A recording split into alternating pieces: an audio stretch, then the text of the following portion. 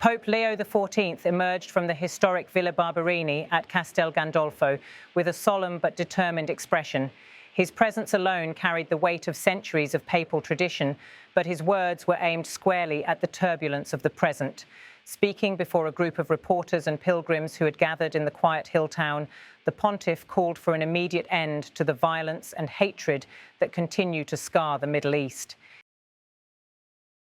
Of course, we cannot accept groups that carry out terrorism. We must always reject this style of hatred in the world.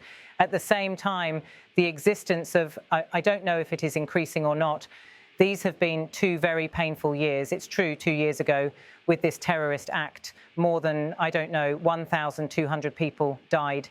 And so we really need to reflect deeply on the amount of hatred that exists in the world and start with ourselves, asking ourselves the question, why does it exist and what can we do about it? Then in 2 years, between 60,000 and 67,000 Palestinians have been killed. This is really something that makes us think about how much violence and evil humans are capable of.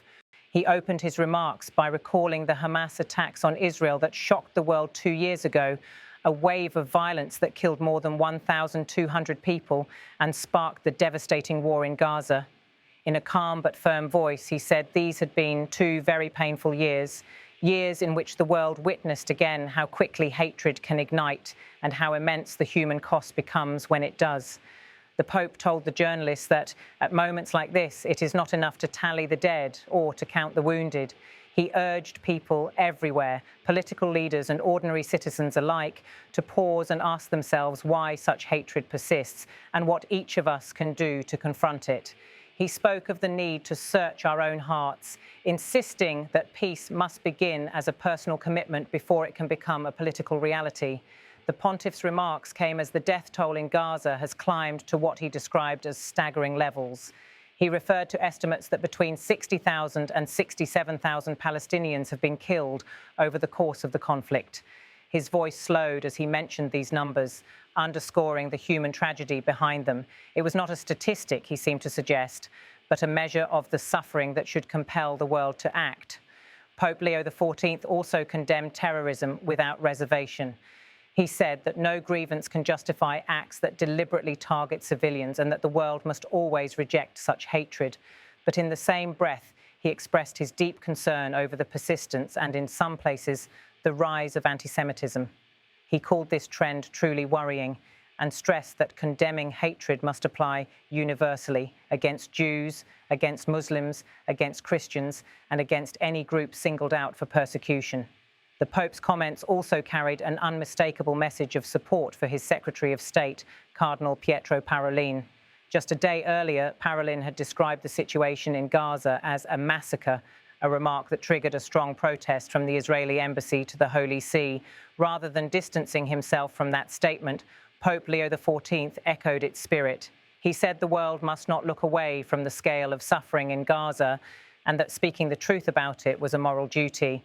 Throughout his remarks, the Pope alternated between pastoral language, addressing the pain of ordinary families, and the language of moral authority directed at political leaders. He emphasized that peace cannot be imposed solely through force or negotiation at the level of governments.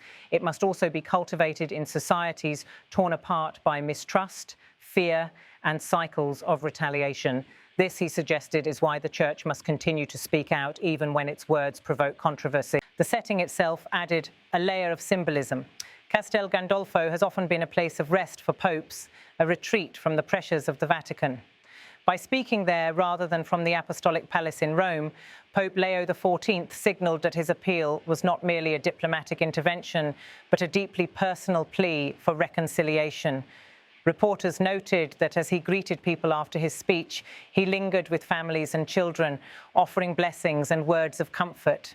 And the Pope also looked beyond the immediate conflict. He announced plans to travel at the end of November to Turkey, where he will commemorate the 1700th anniversary of the Council of Nicaea, an event that shaped Christian history and that he hopes will serve as a reminder of unity across centuries of division. After that, he intends to visit Lebanon, a country he described as having suffered so much, where he plans to deliver a message of peace and solidarity. These upcoming journeys will mark Pope Leo XIV's first trip abroad since his election as Supreme Pontiff, and they underline his intention to place peace in the Middle East at the center of his papacy. Vatican officials later confirmed that the trips will include meetings not only with Christian communities, but also with Muslim and Jewish leaders as part of what the Pope has called a dialogue of hope. As he concluded his address, the Pope reflected again on the passage of time since the attacks that began this latest chapter of bloodshed. He reminded his audience that in just 2 years, the region has witnessed immense destruction and loss, but also moments of extraordinary courage, acts of kindness across battle lines, efforts by humanitarian workers, and voices in both Israeli and Palestinian communities calling for dialogue rather than vengeance. The Pope's tone shifted from somber to urgent as he warned against letting such voices be drowned out by extremists on either side. He said that the global community, including powerful nations and international institutions, bears a responsibility to support negotiations that can lead to a just and lasting peace. But he also emphasized that peace cannot simply be decreed from above. It requires the disarmament of hearts as well as weapons, a commitment to recognize the humanity of those we once called enemies. For many observers, the most striking aspect of the Pope's statement was its willingness to confront uncomfortable truths: the brutality of terrorism, the suffering of Palestinian civilians, the persistence of antisemitism, and the tendency of global politics to turn away when conflicts seem intractable. In giving equal weight to these factors, Pope Leo XIV sought to remind the world that the path to peace begins with honesty about the costs of war and the dignity of every human life. As the cameras rolled, capturing his slow walk among the people gathered outside the villa, there was a palpable sense that this was not merely another papal address. It was an appeal to conscience at a time when the cycle of violence can feel unbreakable. By framing the crisis not only as a political conflict, but as a moral and spiritual challenge, the Pope positioned the Church as a voice for dialogue, accountability, and above all, human solidarity. In the days that followed, reactions to his speech were mixed. Supporters praised his courage in defending Cardinal Parolin and in naming the suffering of Palestinians alongside his condemnation of Hamas. Critics accused him of taking sides and of using language that could be seen as undermining Israel's security concerns. But even critics acknowledged that his words could not be easily dismissed, given the moral authority of the papacy and the global attention his statements command. Journalists covering the Vatican noted that this moment may define the early phase of Pope Leo XIV's papacy. By wading directly into one of the world's most intractable conflicts, he set a tone of engagement and risk-taking that will likely shape his diplomatic agenda in the years ahead. For the faithful gathered at Castel Gandolfo that day, however, it was his pastoral message that resonated most. The reminder that peace is not an abstract ideal, but a daily task that begins with rejecting hatred.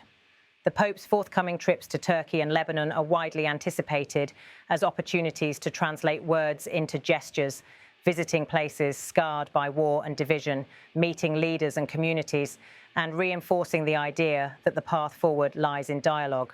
For many in the region, the visit to Lebanon in particular carries hope, as the country struggles with political paralysis and the lingering wounds of past conflicts. As the sun set over the hills of Castel Gandolfo, the image of the Pope greeting pilgrims outside Villa Barberini lingered on television screens around the world. It served as a reminder that even in moments of despair, there can be calls to reflection and to action. His closing words echoed that sentiment, that hatred is a choice and so is the effort to overcome it. The world now watches to see whether his appeal will influence leaders and movements locked in cycles of retaliation. Whether or not it changes the course of the conflict in the immediate term, his statement added a moral dimension to the debate that few other voices can provide. It underscored that the crisis is not merely about territory or politics, but about the deeper question of how humanity responds to suffering. By intertwining the memory of the victims of the 2023 Hamas attacks with the ongoing suffering in Gaza, Pope Leo XIV sought to bridge narratives that often remain in bitter opposition. His insistence that both terrorism and mass civilian casualties must be condemned was an attempt to cut through polarized discourse and to focus attention on the shared imperative of saving lives. As the coverage of his remarks spread across international news networks, it was accompanied by images of him blessing the faithful from the Pope Mobile in Vatican City earlier in the year, a visual reminder of his dual role as spiritual shepherd and global moral voice. The message from Castel Gandolfo was clear. that peace is not just a political settlement to be negotiated, but a profound human responsibility. In this extended appeal, timed to coincide with his preparation for landmark visits to Turkey and Lebanon, Pope Leo XIV made it evident that his papacy would not shy away from the world's most urgent conflicts. Instead, he has chosen to place the Church at the centre of the search for solutions, not through political power, but through the influence of words, witness, and a call to conscience. The challenge now lies with the leaders and peoples of the region and with the international community that so often oscillates between engagement and indifference. As the Pope reminded his audience, the question is not only what policies will be adopted, but what kind of world humanity chooses to build, a world governed by fear and resentment, or one shaped by solidarity and the determination to break the cycle of violence.